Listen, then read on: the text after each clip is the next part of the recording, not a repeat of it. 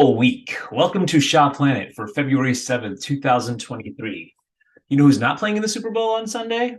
My Chicago Bears, but we're not going to talk about that today. Stay with me on this particular scenario, right? Imagine that you're in the locker room and all the players are huddled around the coach, and the coach says, "Here's what we're going to do to win this game. We are down." But that conversation is happening after the fourth quarter is over and all the confetti is already fallen and one of the teams has already won the Super Bowl. It's a little late to be doing planning at that point, right? Unfortunately, not in football, but in tax planning, that's what's happening right now.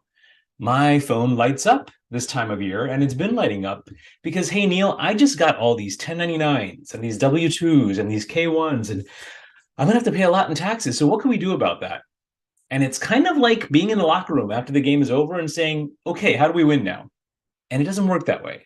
So there are, in my opinion, these sort of 6 different strategies between what we call tax planning, or 6 key differences, I should say, between what we call tax planning and tax preparation. One of it, which I just described, is timing. Tax planning occurs throughout the year. You don't wait till the game starts to start coming up with a game plan. You definitely don't do it when the game is over. You do it as soon as you know you're playing a game. And right now, you know you are playing a game. You are going to have to file taxes for year 2023 when 2024 rolls around. So your planning has to occur throughout the year. Get a head start on it. Tax preparation, on the other hand, that happens closer to a tax filing deadline. So that's the first difference. The second is the goal. You know, when you're actually maintaining a scoreboard, you're got to make sure that you know what happened after the fact. Somebody scores a touchdown. You know you have to put something up on the scoreboard. So with tax preparation, it's very much like a scoreboard. You have to basically keep score of the income that you have, the expenses that you incurred, right? So tax preparation, the purpose of that, the goal of it is to accurately complete your tax return. The goal of tax planning, that's usually to reduce your tax burden over either the short term or the long term, right? So the second difference is the goal. The scope is the third difference. Tax planning involves a broader range of activities and considerations. It's like reviewing your existing financial situation. It's making changes to your investments or your business structure to reduce that tax liability. Again, tax preparation, that's more focused on gathering and organizing the necessary documents and the information to complete your return.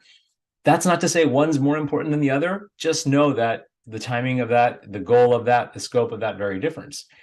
Expertise. You know, who's going to be the one who's helping you with your tax planning if you're not the one doing it yourself? Tax planning usually requires the help of a tax professional. You're not going to get a whole lot of TurboTax or H&R Block or even folks who necessarily are just more scorekeepers and actually just filing it. Usually from a tax planning perspective, you want a little bit more expertise from a tax professional. Usually in a perfect scenario, you'd be able to get your attorney, your CPA, and your financial advisor on the same page with respect to this tax planning. In a more perfect scenario, that might even be the same person, and I might know a guy or two. So that might be one of those things that you want to consider when it comes to tax planning is who is that expert who's helping me? You want somebody who's actually able to be proactive versus the tax preparation. Usually that's just more of a basic understanding, not to minimize it because there's still some creativity there, but it's probably a different expertise. Fifth difference is cost. Tax planning could involve some upfront costs, or as I like to think of it, as investments, whether you're hiring a professional or whether it's somebody who's already on your team. But it could save you money in the long run. That's why I consider it more of an investment. So the fifth difference in here in the tax planning is going to be your cost associated with it, because there's going to be an investment associated with it too. Tax prep can also involve costs, but usually that's more like software fees or professional fees.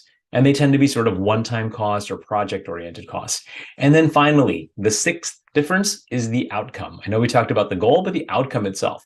The goal of tax planning, more often than not, is a lower tax bill over the long term.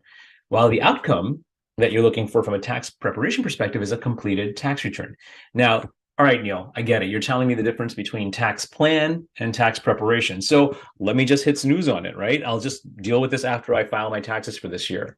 No, don't do that. Why? Well, first of all, I told you, planning happens throughout the course of the year. Get your financial advisor, your accountant, your attorney, and anybody else, your business advisors, all on the same page and start having this conversation right now saying, look, we don't want to do this.